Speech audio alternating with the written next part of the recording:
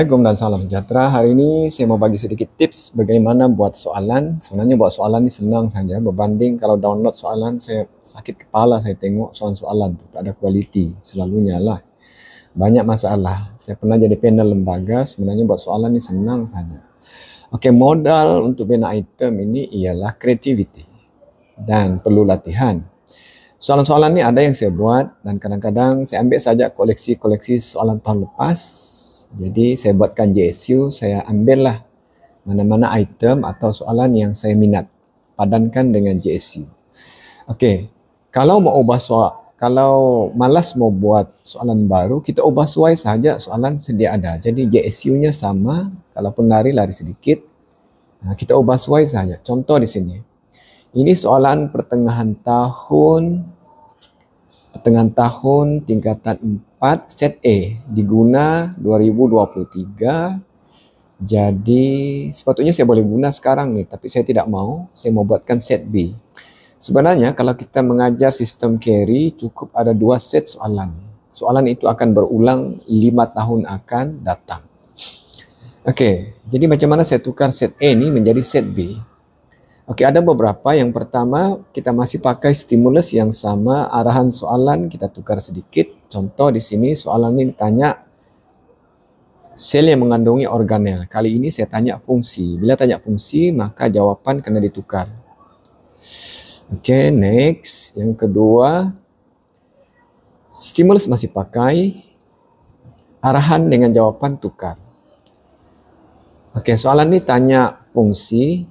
Tapi saya tidak tanya fungsi, saya tanya nama. Sebab sama juga arah pengetahuan. Apakah organel ini? Jadi kena buat jawapan baru. Okey. Yang ini.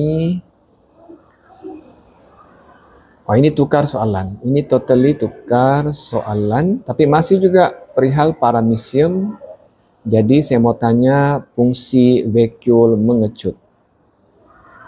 Saya labelkanlah mungkin label X kah. Ini tukar stimulus saja. Arahan soalan masih kekal, jawapan tukar sikit. 1.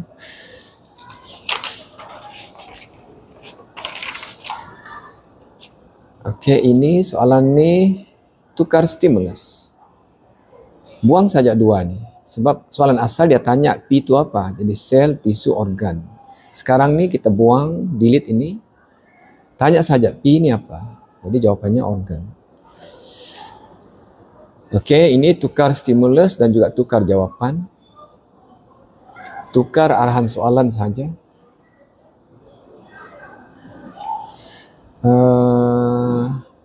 Minor adjustment, maknanya soalan itu dia punya stimulus masih sama, ada sedikit saja diubah. Ini pun kira minor adjustment. Okey, dia protein pembawa, jadi kita tanya pula protein liang. Jadi bila protein liang, maka pilihan jawapan pun kita kena tukar dan jawapan pun kita kena tukar.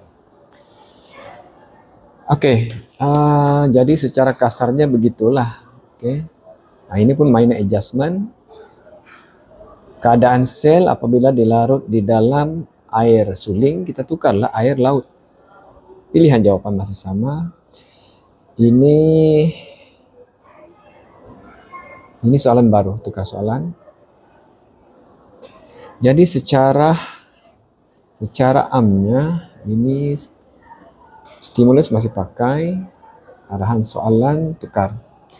Jadi sebenarnya buat soalan ini senang. Yang penting 1, kamu kuasai konten, betul-betul power. Yang kedua, kamu tahulah ilmu bina item.